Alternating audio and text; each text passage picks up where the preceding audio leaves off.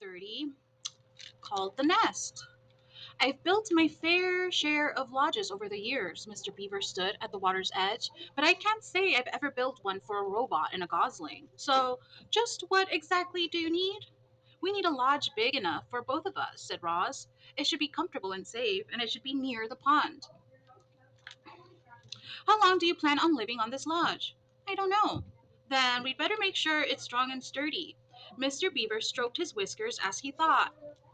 Do you have Do you plan on having friends over? The missus loves to entertain guests. I do not have any friends. No friends? Well, you seem pretty likable for a monster, I mean a robot. But if you want my advice, you should grow yourself a garden. Your neighbors won't be able to resist fresh herbs and berries and flowers. Just you wait and see. So we'll make sure there's a place for a garden, and we'll give your lodge some extra space for all the friends you'll be hosting. The beaver winked. We also need to find a way to keep your lodge comfortable when it's cold outside. Our lodge is heated by our own bodies, but I think we'll have to find another way to heat yours. The beaver and the robot thought about heat for a while.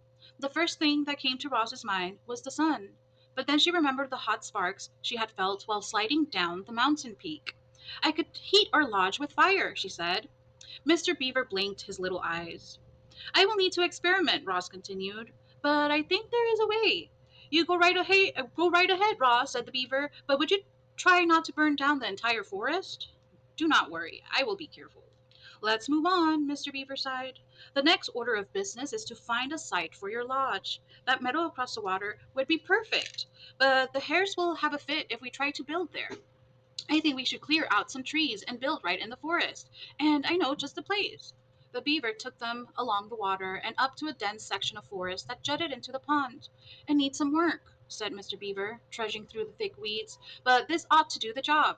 Yes, this ought to do the job, said Roz in her friendliest voice. Job, said Bright Bill.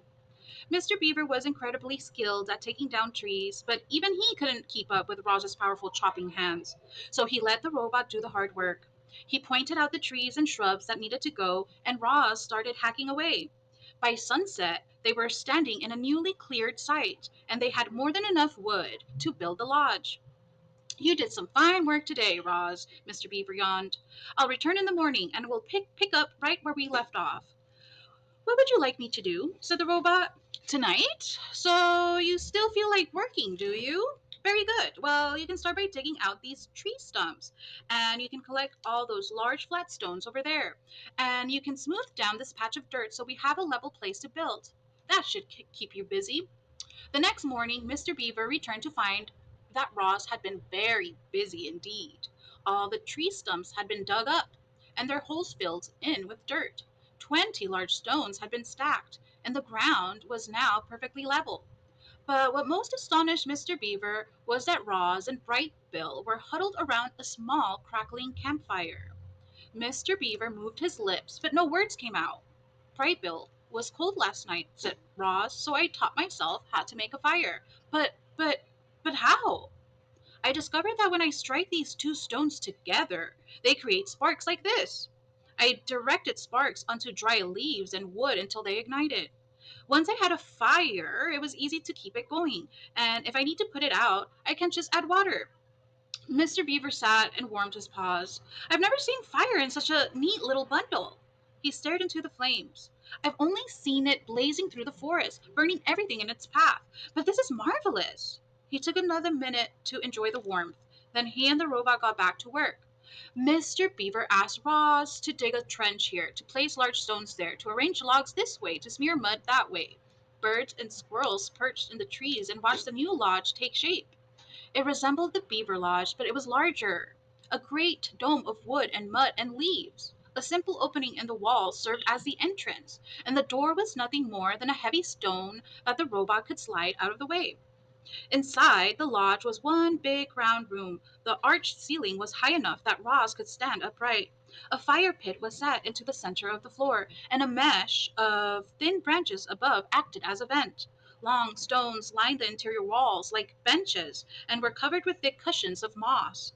There was even a hole for storing food and water for Bright Bill. And here's a picture. You've got yourself a beautiful pond view property, said Mr. Beaver. What are you going to name it? I do not understand.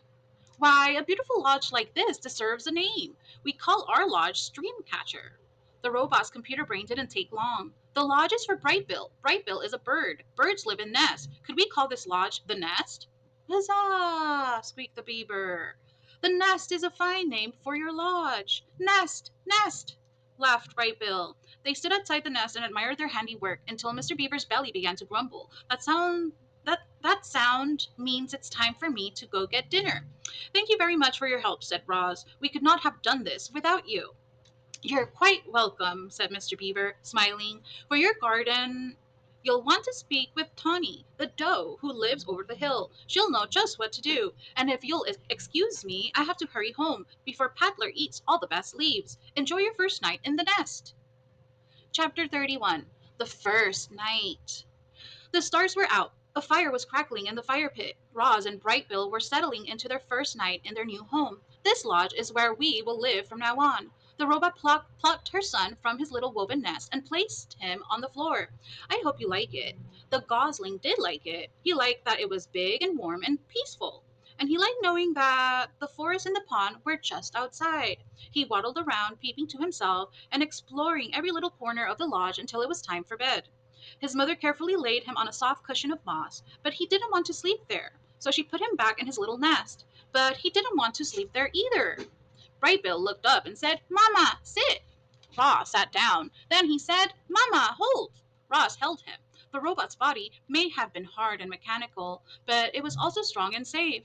The gosling felt loved. His eyes slowly winked closed, and he spent the whole night quietly sleeping on in his mother's arms. Aww. Chapter 32. The Deer. The deer family did not run from the sound of snapping twigs and crunching leaves. They had heard all about Roz and Brightbill, and they knew there was nothing to fear. Crown Point stood before his doe and his three spotted fawns, and the family watched as the robot approached with the gosling on her shoulder. Hello, dear. My name is Roz, and this is Brightbill. We are looking for a doe named Tawny. Crown Point moved aside, and the doe silently stepped forward. Mr. Beaver helped us build a lodge, said Roz, and he thought you might help us grow a garden. Mr. Beaver helped you? Came Tawny's gentle voice. You must have done something for the beavers. I brought them freshly cut trees, said Roz. Tawny looked at Crown Point, and the buck slowly nodded. I will help you grow a garden, said the doe to the robot, if you will let my family eat from it. The robot nodded in agreement, and then she quietly led Tawny back to the nest. And here's a picture of the deer.